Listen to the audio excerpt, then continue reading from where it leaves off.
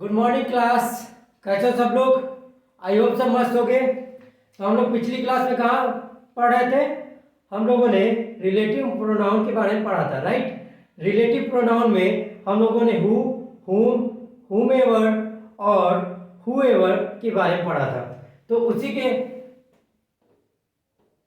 उसी से रिलेटेड कुछ सेंटेंस देता हूँ, उसके बाद विच के फंक्शन के बारे में पढ़ेंगे। तो कुछ सेंटेंस लिखो।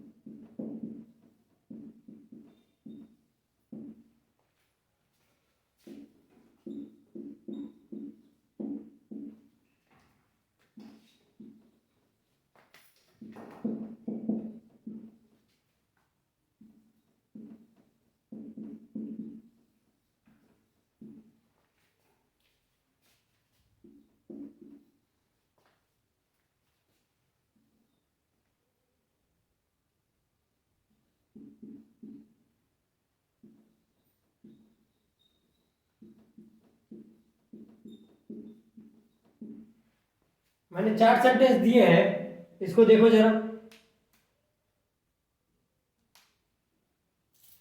आई होप सबने ट्राई करा होगा। तो पहला सेंटेंस देखो, कॉल हर। तो एंटीसीडेंट प्रेजेंट है, तो या तो हु लगेगा या तो हुम लगेगा, राइट। अब देखो, यू थिंक कैन, मैंने क्या बताया था? कुछ वर्ड्स बताए थे, you think, I think, you know, I know. This type of word के साथ अगर देखें, अगर हेल्पिंग वर्ब या मेन वर्ब आए तो हु का यूज करते हैं। तो यहाँ हेल्पिंग वर्ब आ रहा है तो यहाँ हु लगाएंगे, राइट। अब सेकेंड सेंटेंस देखो, सेलेक्ट हु फाइंड। अब फिर वही बात आ गई, हु फाइंड के बाद इज लग सकता है क्या? नहीं। तो इज हेल्पिंग वर्ब है तो इसका कोई वैल्यू नहीं है, इसको सेंटेंस के आखिरी में या स्टार्टिंग में लगा सकते हैं। तो इज के अकॉर्डिंग हु लगेगा। अब देखो, क्या इसके पहले कोई एंटीसीडेंट है? तो एंटीसीडेंट नहीं है तो यहाँ एवर लगेगा, तो हुएवर हो जाएगा, राइट। अब थर्ड सेंटेंस देखो, सेलेक्ट यू फाइंड सुटेबल। तो यू फाइंड सुटेबल है, हेल्पिंग वर्ब या मेन वर्ब नहीं है यहाँ पे, तो यहाँ हुम होगा और हुम के पहले यहाँ कोई एंटीसीडेंट नहीं है तो यहाँ एवर यू ऐड हो जाएगा, तो हुम एवर कहना सही होगा, राइट। अब देखो, टू। टू क्या है? प्रीपोजिशन। और हम जानते हैं प्रीपोजिशन के बाद हमेशा ऑब्जेक्टिव केस आता है, और ऑब्जेक्टिव केस हु ना होकर हुम होता है, तो यहाँ हुम कहना सही होगा। अब फिर देखो, वही बात आती है, क्या इसके पहले कोई एंटीसीडेंट है क्या? नहीं। तो हुम के साथ एवर यूज हो जाएगा, तो हम कहेंगे to whom ever it may concern, right. तो मैंने 4 सेंटेंस देके पिछले क्लास की डिवीजन कराई, आई होप सबको समझ में आ गया होगा। रब कर दो, नोट डाउन कर लो।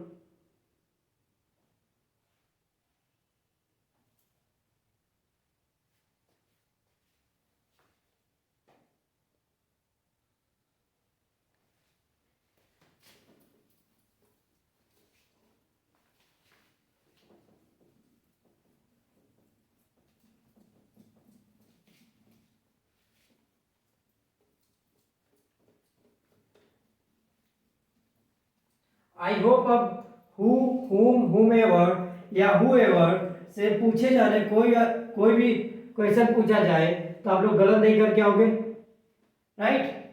अब देखो, हम लोगों ने हु और हुम के बारे में पढ़ा, आज हम लोग पढ़ेंगे विच के बारे में।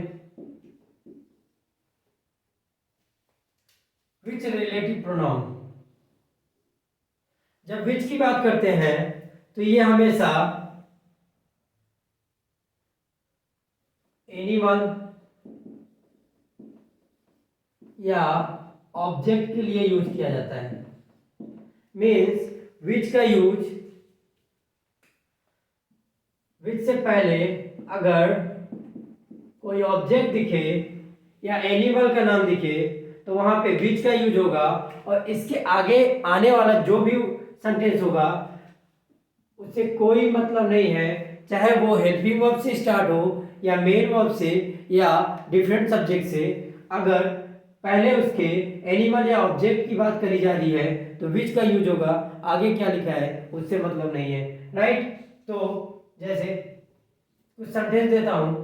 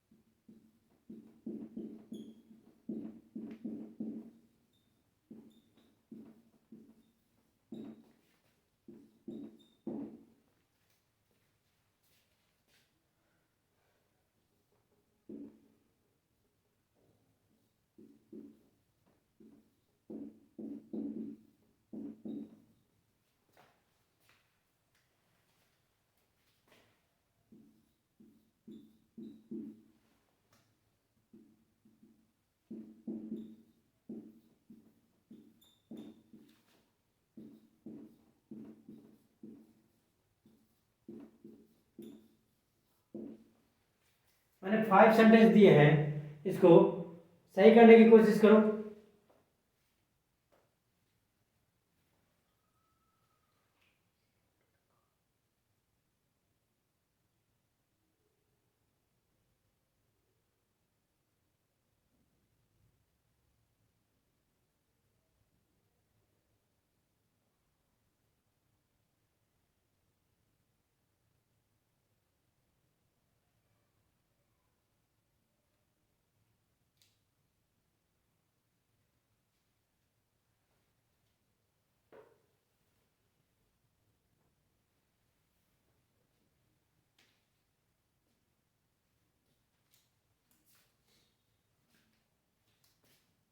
आई होप सबने ट्राई करा होगा, राइट।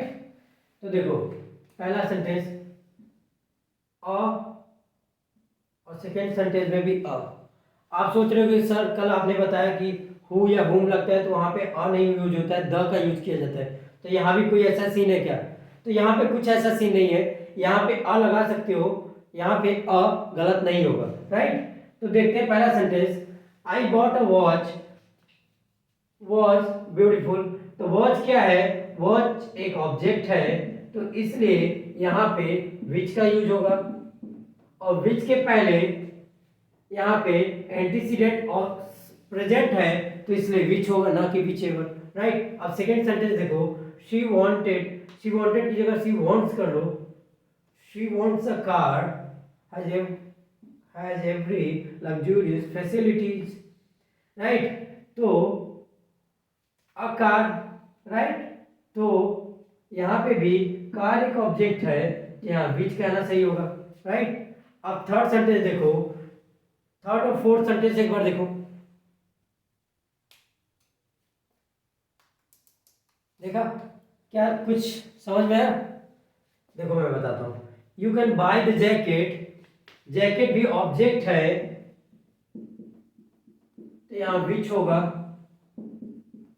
और विच के पहले एंटीसीडेंट प्रेजेंट है, तो विच ही केवल सही है। लेकिन फोर्थ वाला सेंटेंस देखो, यू कैन बाय जैकेट, ये ऑब्जेक्ट की बात कर रहा है, तो यहाँ विच तो होगा, बट विच के पहले यहाँ देखो कोई एंटीसीडेंट प्रेजेंट है क्या? जब एंटीसीडेंट प्रेजेंट नहीं हो तो वहां एवर का यूज करते हैं, तो which ever jacket you want to, right. समझ में आ गया? थर्ड और फोर्थ सेंटेंस को फिर से एक बार देखो, देखो यहाँ पे एंटीसीडेंट प्रेजेंट है इसलिए विच का यूज हुआ, और यहाँ पे एंटीसीडेंट प्रेजेंट नहीं है इसलिए विच एवर का यूज हुआ, राइट। समझ में आ गया? अब फिफ्थ सेंटेंस देखो, this is the book is based on true story, तो यहाँ पे भी बुक की बात कही जा रही है, तो विच कहना सही होगा, राइट। और विच के पहले एंटीसीडेंट प्रेजेंट है, तो विच एवर ना होके विच ही सही होगा। तो मैंने जो समझाया कल कि जब एंटीसीडेंट प्रेजेंट नहीं होगा तो उसके साथ प्लस एवर का यूज होगा, चाहे हु एवर आए या हुम एवर आए, और जब ऑब्जेक्ट और एनिमल की बात आए तो वहां पे विच एवर की बात आती है।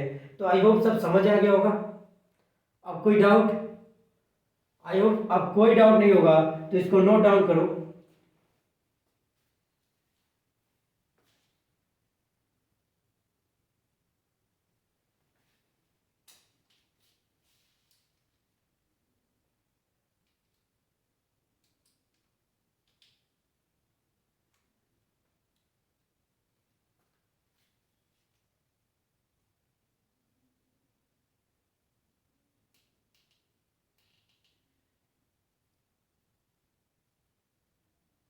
रब कर दूं?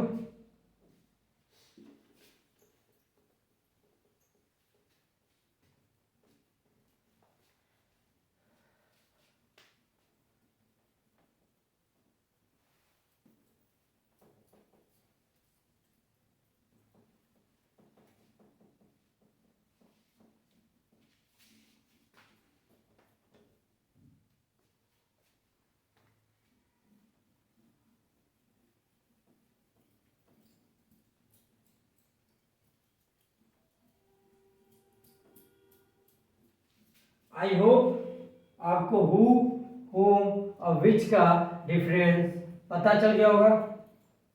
अब देखो, अब बात करेंगे हम नेक्स्ट रिलेटिव प्रोनाउन के बारे में। उसके पहले हम बात करेंगे पजेसिव केस।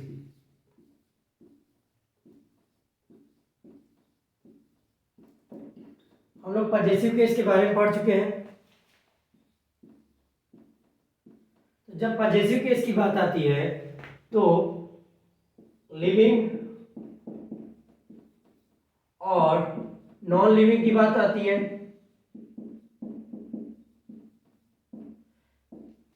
लिविंग के साथ हम रिलेटिव प्रोनाउन में हुज का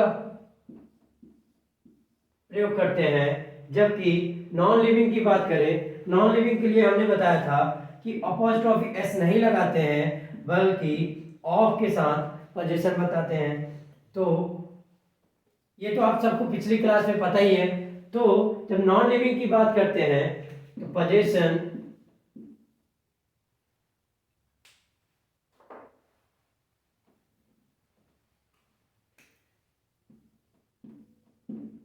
के साथ ऑफ विच लगाकर सेंटेंस बनाते हैं, right.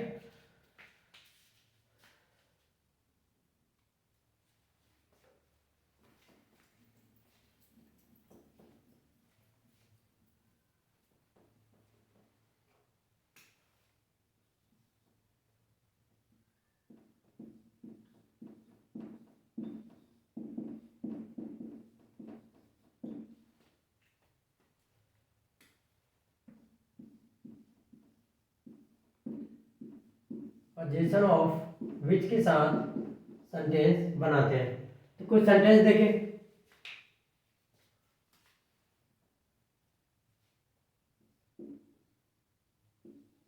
I saw him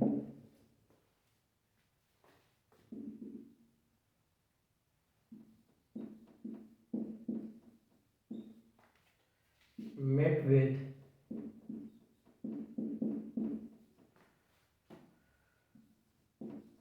an accident yesterday.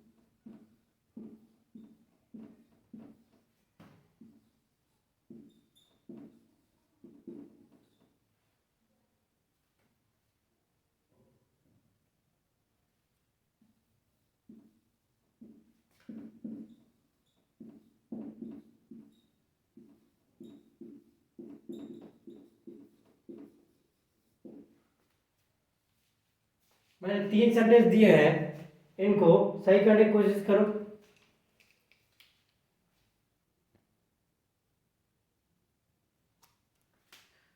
I hope सबने ट्राई करा होगा, राइट। तो मैंने बताया लिविंग के साथ हुज का प्रयोग और नॉन लिविंग के साथ पोजीशन के बाद ऑफ लगाकर उस विच लगा के हम सेंटेंस बनाते हैं, right.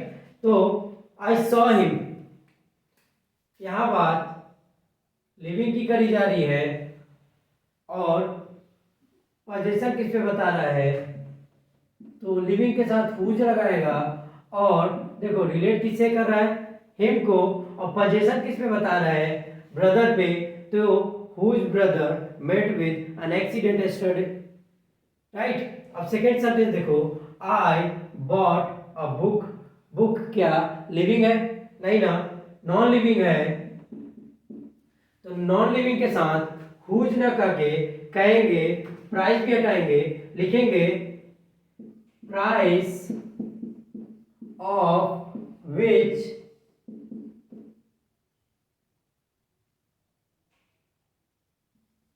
which was 500 rupees, right. इसी तरीके थर्ड वाला सेंटेंस देखो, Mohan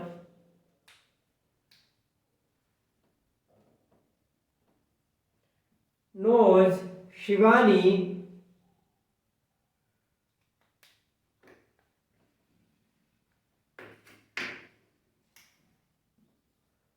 Mohan know Shivani husband of which की जगह हम कहेंगे हुज हस्बैंड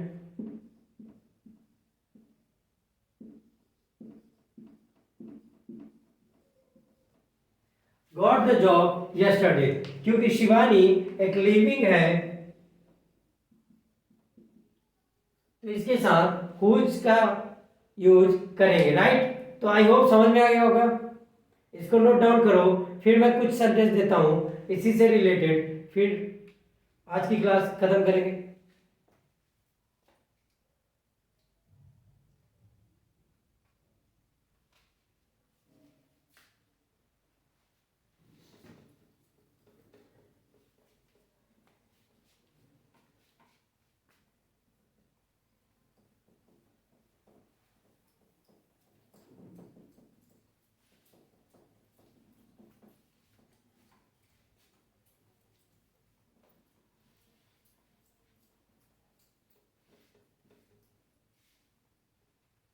एक सेंटेंस और बनाओ, हम कहें this is a car whose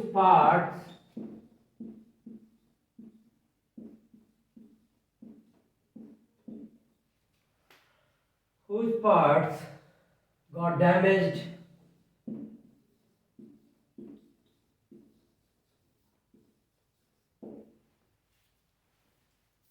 फिर हम कहें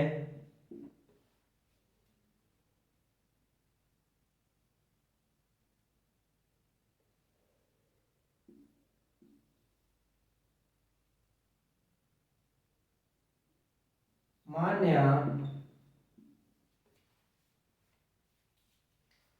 saw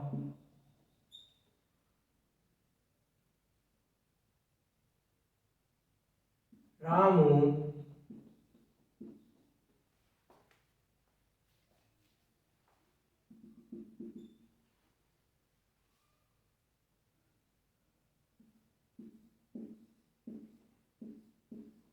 was stolen।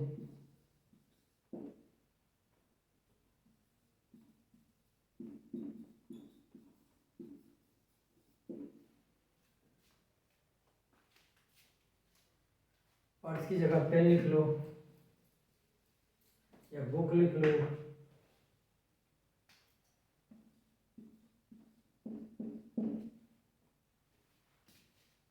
राइट, मैंने दो सेंटेंस दिए, इनको सही करने की कोशिश करो, फिर समझ में आ जाएगा कि हुज का यूज कहाँ करेंगे और पोजीशन ऑफ विच का यूज कहाँ करेंगे, राइट। तो पहला सेंटेंस देखो, दिस इज अ कार। जब कार है तो कार एक ऑब्जेक्ट है और ऑब्जेक्ट नॉन लिविंग होता है, तो नॉन लिविंग के लिए हमने बताया कि पोजीशन ऑफ विच लगाते हैं तो हुज पार्ट्स कहना गलत होगा, कहना सही होगा पार्ट्स ऑफ विच। हम कहेंगे यहां पार्ट्स ऑफ विच